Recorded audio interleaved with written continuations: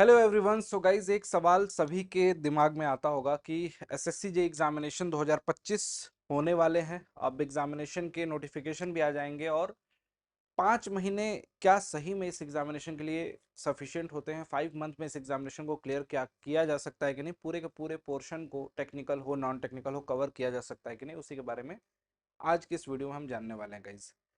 पूरे के पूरे 5 महीने की प्लानिंग, किस तरीके से आपको सब्जेक्ट को कवर करना है वो डिस्कस करूंगा। और सही मायनों में देखा जाए ना, तो अगर 5 महीने को और श्रिंक करना चाहें तो उसकी पॉसिबिलिटी नहीं है।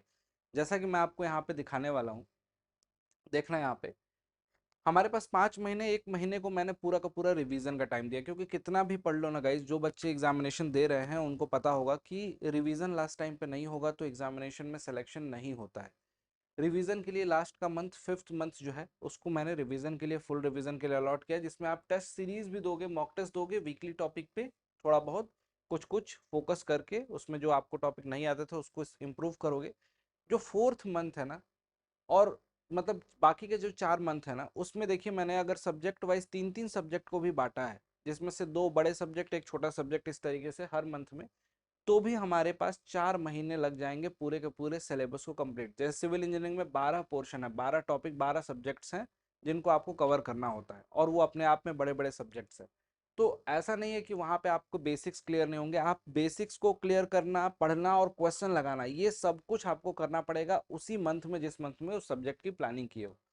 अगर इन 4 मंथ में आपने प्लानिंग कर लिया है कायदे से कि सब्जेक्ट वाइज सब्जेक्ट प्लान लेके हम इस तरीके से चलेंगे, तो बेसिक अंडरस्टैंडिंग और सब्जेक्ट को स्टार्ट करने में शुरुआत में भले थोड़ा सा आपका स्पीड स्लो हो, लेकिन जैसे जैसे आप सब्जेक्ट को पढ़ना है, रिदम में आ जाओगे, तो मे भी हो सकता है कि ये तीन तीन सब्जेक्ट बांटा है, इसमें आप 2 ही सब्जेक्ट कर पाओ, इसमें भी 2 सब्जेक्ट कर पाओ, यहाँ पे आप 4 कर लो, यहाँ पे 5 सब्जेक्ट कर लो।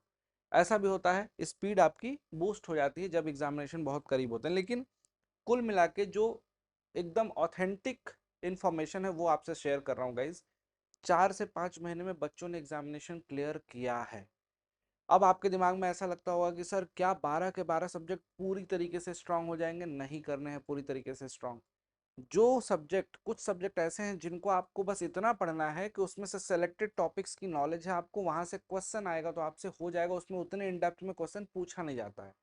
कुछ सब्जेक्ट पे आपको टाइम ज़्यादा देना पड़ता है सब्जेक्ट के अंडरस्टैंडिंग पे। For example strength of material है, स्ट्रक्चर एनालिसिस भी उसी से लिंक्ड है, फ्लूइड मैकेनिक्स है, आरसीसी है, सॉइल मैकेनिक्स है। ये 4 सब्जेक्ट सिविल इंजीनियरिंग के ऐसे हैं जिसमें आपको टाइम लगेगा ही लगेगा।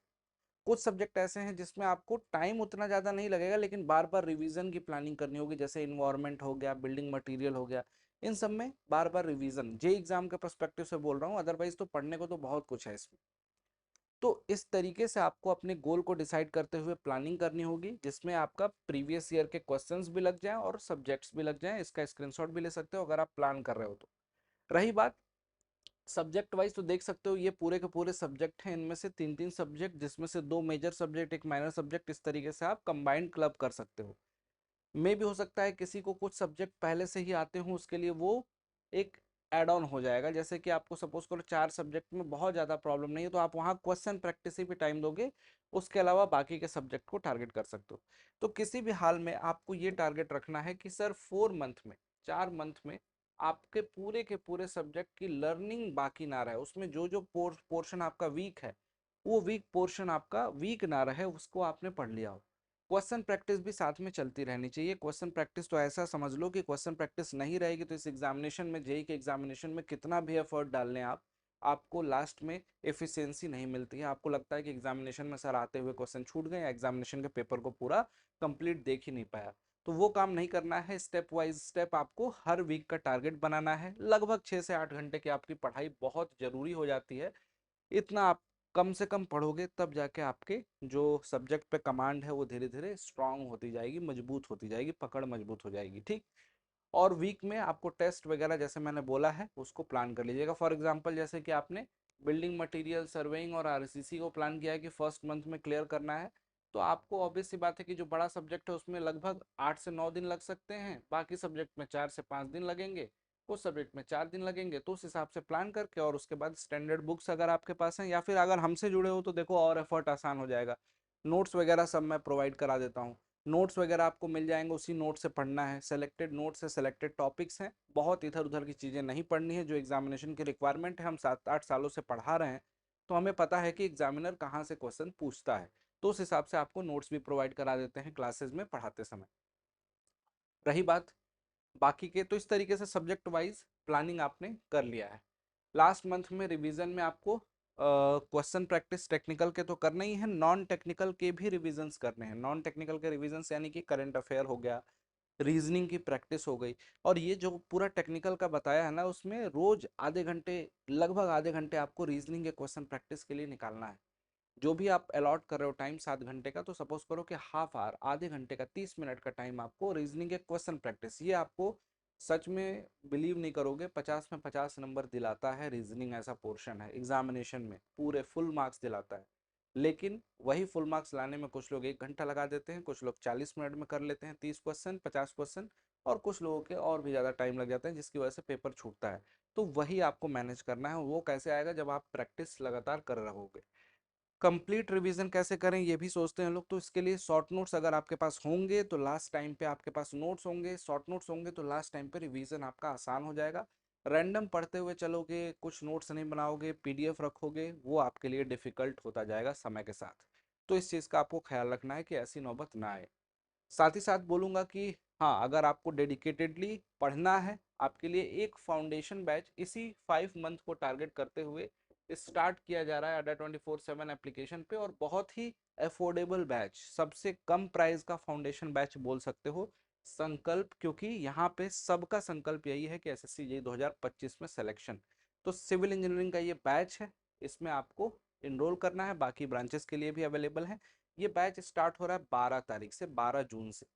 12 जून से ये बैच स्टार्ट हो रहा है गाइज, और इस बैच में फटाफट जाके एनरोल कर लेना, लिमिटेड सीट है। साथ ही साथ फाउंडेशन बैच जल्दी आते नहीं है, क्रैश कोर्स आते हैं, कुछ ऐसे बैच आते हैं जो रिपीटर्स के लिए होते हैं, जिसमें बच्चे ऑलरेडी पढ़ चुके होते हैं, उसमें थोड़ी सी फास्ट क्लासेस चलती हैं। लेकिन ये जो संकल्प बैच है, ये लाइव बैच है, इसमें सारी क्लासेस लाइव चलेंगी और उसकी रिकॉर्डिंग्स आपको मिलती रहेंगी। यानी कि आप लाइव में किसी क्लास को मिस कर जाते हो तो उसकी रिकॉर्डेड वीडियोस भी मिल जाती हैं, और ये सबसे बेस्ट बैच होते हैं। ठीक है, संकल्प की पिछली सीरीज भी बहुत औसम थी, बहुत सारे बच्चों ने पार्टिसिपेट, बहुत सारे सिलेक्शन हुए थे वहां से, और यहाँ भी ये संकल्प की सीरीज है जो मैक्सिमम सिलेक्शन देगी, मुझे पता है, 2025 एसएससी जेई में। और बाकी जो महापैक वाले एस्पिरेंट हैं उनको तो ये बैच दिखेगा ही, जो पहले परचेज कर चुके हैं उनको भी दिखेगा, जो महापैक लेंगे उनको भी परचेज करेगा। तो ये आप बैच ज्वाइन कर सकते हो, कहाँ से? अड्डा 24/7 एप्लीकेशन पे जाना, वहां पे आपको मिल जाएगा, या फिर यहीं पे डिस्क्रिप्शन में भी आपको महापैक के लिंक, या फिर इनफैक्ट यूट्यूब पे भी आपको महापैक डायरेक्ट परचेस करने का ऑप्शन आता है, वहां पे स्टोर का ऑप्शन आता है। ठीक, महापैक कैसे दिखते हैं ये देखिए, इस तरीके से महापैक दिखाई देते हैं। सिविल महापैक में आपके एसएससी जेईई आरआरबी बाकी सभी एग्जामिनेशन के बैचेस में इंक्लूड होते हैं, तो इसको आप ज्वाइन कर सकते हो। अगर फिर भी किसी को कोई दिक्कत आती है तो इस नंबर पे आप कॉल कर सकते हो, एनी टाइम आपको हेल्प कर दी जाएगी कि कैसे बैच को ज्वाइन करना है। अगर आप बात करना चाहो अपने फैकल्टी से, मुझसे बात करना चाहो तो बात भी कर सकते हो, इस नंबर पे कॉल करके बोल देना कि रजत सर से बात कराइए। बाकी गाइज बस इतना ही बोलूँगा, अलर्ट हो जाओ अगर आपको टारगेट करना है 2025 में सिलेक्शन, क्योंकि सिलेक्शन एक दिन में या एक महीने में नहीं होता है। आपके कंटिन्यूअस एफर्ट ही डिसाइड करते हैं कि उस एग्जामिनेशन के काबिल आप हैं कि नहीं। और एग्जामिनेशन कभी भी ये समझना कि तुक्के में नहीं निकलते हैं, आपको मेहनत करनी पड़ेगी। आप किसी भी कैटेगरी से हो, मैं आपको कहता हूँ कि आपका टारगेट होना चाहिए मैक्सिमम मार्क्स, टॉपर्स बन के निकलना है, उस टारगेट को लेके चलना है, तभी आपका सिलेक्शन होगा। और उसी टॉपर के साथ, उसी सिलेक्शन के ड्रीम के साथ आपको आज से पढ़ाई स्टार्ट करनी है गाइस।